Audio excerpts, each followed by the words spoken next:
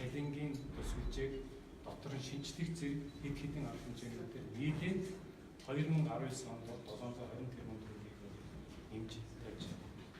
За эрүүл мэндийн салбарын холбоотойгоор тав бүгдээр мэдж байгаа эрүүл мэндийн даатгалын санг тэтгэврийн даатгалын сангаас хэрэгжүүлээд явж байгаа. Салгасан ингээд эрүүл мэндийн даатгалын санхүүжилтэн зөв шийдэгдээд явах юм бол эрүүл мэндийн салбар бол одоо хөл дээр уусаа явж энэ тулгамдад байгаа олон асуудлуудыг шийдвэрлэх боломжтой гэж үзэж байгаа. Тэгэхээр эрүүл мэндийн даатгалын тогтолцоо дотор бид нар цахимжуулах одоо хүн одоо гар утсаар дамжаад өөрийнхөө даатгалтай холбоотой зүйлээ мэдээлэл авдаг, төлбөр тооцоогоо хяндаг, хэрэгцсэн одоо даатгалаасаа төлсөн даатгалаасаа эргээд одоо үр дүнгийн ийм боломжуудыг бүрдүүлэх ийм одоо цахим тогтолцоо бий болгож байна. Дээр нь эрүүл мэндийн одоо байгууллагын одоо үйлчлэгээ хүртээмжийг нэмэгдүүлэх, эрүүл мэндийн тусламж үйлчлэгийг энэ тухай хуулийн дагуу эрүүл мэндийн байгууллагууд эмнэлгүүд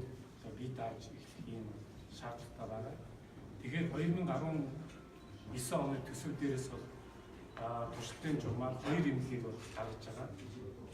Өөрөөр хэлбэл төсвөөсөө гадуур одоо төсөв дээрээсээ биш төсвөөс одоо үйл ажиллагаа ангид бий даасан ийм байдлаар бол үйл ажиллагаа явуулах замаар эрүүл мэндийнхаа үйлчлэгийг сайжруулах, хүртээмжийг нэмэгдүүлэх ийм боломжийг нээж өгч байгаа. Энд бол хоёрдугаар эмнэлэг за хавдар судлалын эмнэлэг гэсэн ийм хоёр эмнэлгийг туршилтын байдлаар гаргаж бид нар бол туршаад үзэж байна. Ингэснээрээ бид нар улсын төсөв дээрээсээ одоо санхүүжилж явдаг эмнэлгүүд бол юм одоо хөгжит нь ямар байгааг бид нар бүгдээрээ л мэдэж. Тэгвэл тэр шинээр хэрэгжиж эхэлж байгаа хуулийн дагуу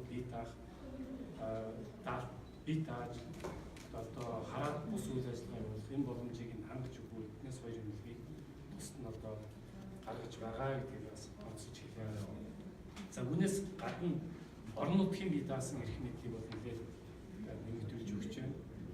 За орон нутг бол өөрөө орлогоо олохын боломжуудыг бид бас нэмж нээж өгч байгаа. Тухайлбал хайгуулын лицензийн төлбөрийн одоо 50%-ийг аймагуд өөрсдөө нэмж өөрсдөө зарцуулахын боломжийг бий болгож өгсөн. Агаарын бохирдлын төлбөр гэдэг байдаг. Үүний одоо 50%-ийг орон нутаг өөрсдөө мэдээж зарцуулах эрхийг нь нээж өгч байна. За газрын тосны одоо лицензийн төлбөрийн 30%-ийг мөн тухайн орон нутаг өөрсдөө мэдээж зарцуулах ийм эрх мэдлийг олгож өгч байгаа. Ингэснээрээ орон нутгийн бий даасан байдал нэмэгдэнэ гэж бид үзэж байна. За хоёрдугаарт нь орон нутагт мэдээж одоо зарцуулагддаг санхүүжилтүүдийн хэмжээ нэмж байгаа. За орон нутгийн хөгжлийн сан гэдэг одоо санхүүжилт энэ дээр бол 144 тэрбум төгрөг байдаг. Анх удаага дахиад дээр нэмээд 189 тэрбум төгрөг. За энэ бол нэг аймаг болгонд 8-аас 10 тэрбум төгрөгийг нэмж олгохоор одоо төсөв дээр нь суулгах шийдвэрсэн. Аймагуд дээр шийдвэрлэх асуудлуудыг нэлээд олон хэмжээний сургууль, цэцэрлэг, эмнэлгүүд 2019 онд үйл ажиллагаа явуулж эхлэн түүнтэй холбоотой төхөөрөмж хөгжиж байгаа. За аймгийн төвүүдийн дэд бүтц, халуун, хүүхдэн ус, тулааны хангамжаа сайжруулах, зам, гэрэлтүүлэх зэрэг ажлуудыг энэ хөрөнгө мөнгөөрөө шийдэх нь одоо зүйтэй гэж одоо үзэж байгаа гэдгийг онцолж хэлмээр байна. За гадаадын зээл тусламжаар хэрэгжиж байгаа төслүүдийг нэлээд нэмэгдүүлэхээр байгаа. Тав бүгдээрээ сайн мэдж байгаа. Сая Монгол Улсын ерөнхий сайд Улсын Америкийн нэгдсэн улсад хийсэн албан ажлын хүрээнд Улаанбаатар хотыг одоо цэвэр усаа хангамжийг нэмэгдүүлээд за саад улсын иргэдэнд оруулах сайр улсыг мөн ялгаагүй хавтараа ашиглаж ирэх зорилгоор 350 сая Америк долларын буцалт төлсөн гэрээнд дээр гар үсэг зурсан. За үүнээс гадна Улаанбаатар хотын одоо цэвэрлэх байгууламжийг зээлийн хөрөнгөөр барьж болсон. Тэгэхээр энэ бүгд нийлээд одоо 650 сая Улаанбаатар хотын усан хангамжийг нэмэгдүүлэх одоо бохир одоо үсэг цэвэрлэх, саад усыг эдийн засгийн хэрэгтэнд оруулах чиглэлээр тэр хөрөнгө оруулалтын ажлууд хийгдэхээр явж байна. За үүнээс гадна төсөвдөр нэр толгосруулах үйлдвэрийг одоо барьж эхлэх толгойтой хөрөнгө оруулалтын ажлууд төсөвдөр хийгдэж явагдана. Алхны зам, Налаахын одоо чиглэлийн одоо 21 км зам нэлээд хэдэн одоо имлэг зээл тусламж хэрэгжиж байгаа. Имлэг зэрэг ийм ажлуудад гадаадын зээл тусламжаар хэрэгжээд явна гэдгийг би хэлмээр байна. За 2019 онд Улсын төсвөөс хийгдэх хөрөнгө оруулалт хэмжээ бол 1,366 тэрбум төгрөг байна. Энэ бол өнгөрсөн биш энэ 2018 онд харьцуулах юм бол бараг 2 дахин нэмэгдэж байгаа. За энэ дотроос одоо хэрэгжиж байгаа зарим зүйлүүдийг би хэлье гэж бодож байна.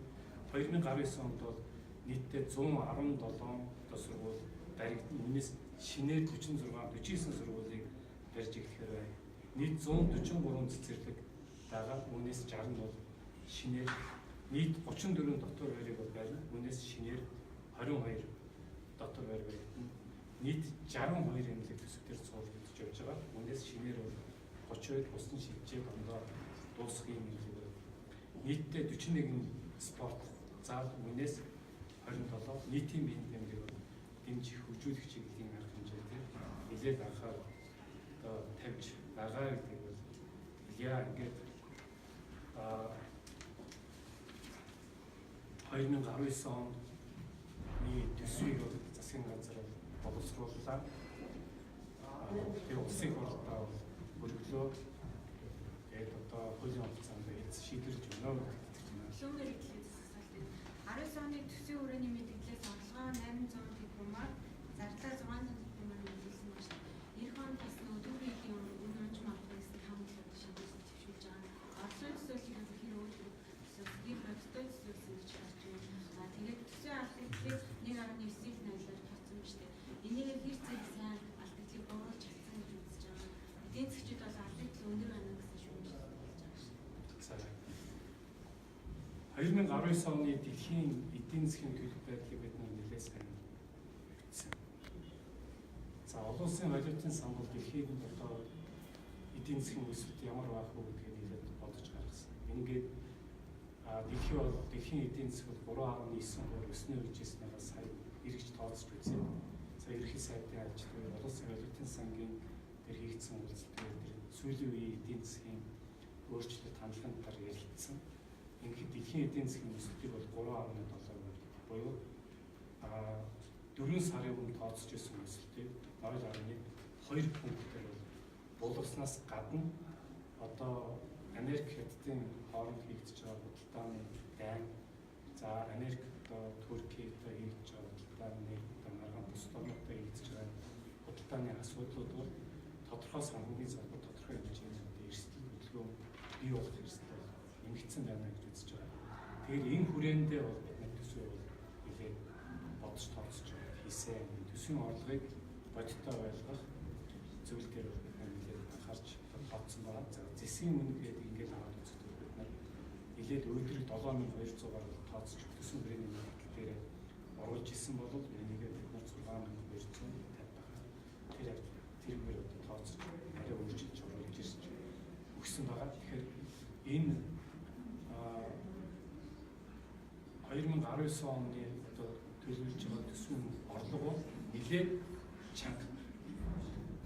Гэхдээ засгийн газар бүрэн хэмжээгээр энэ хэрэгжүүлэх ажил нь энэ хэмжээний орлогыг сангийн чадна гэж итгэж байгаа. Гэдгийг би онцлж хэлье. Хоёр дахь нь юу вэ? За алдагдлыг бол бид хэлсэн 1.9 их найт төгрөгийн алдагдaltaй. Үүнээс 1.3 тэрбум гадаадын зээл туссан байна. Тэгэхээр 1.3 тэрбум төгрөгийн гадаадын зээл тусамжийг гэж юу гэхээр энэ дотор нөгөө дарханлуу баригдах зам, цэвэрлэх байгууллага хэмжээнд барьж байгаа тэр хөрөнгө мөнгө, нэр боловсруулах үйлдвэрлэлээр хийгдэж байгаа тэр одоо санхүүжилтүүд, зээл нь аваад гэхээр санхүүжилтийн хийгдэж тэгж тэр одоо налаах руу чиглэгдсэн 20.9 км зам, 4 зам, 4 усалтай замын одоо санхүүжилт.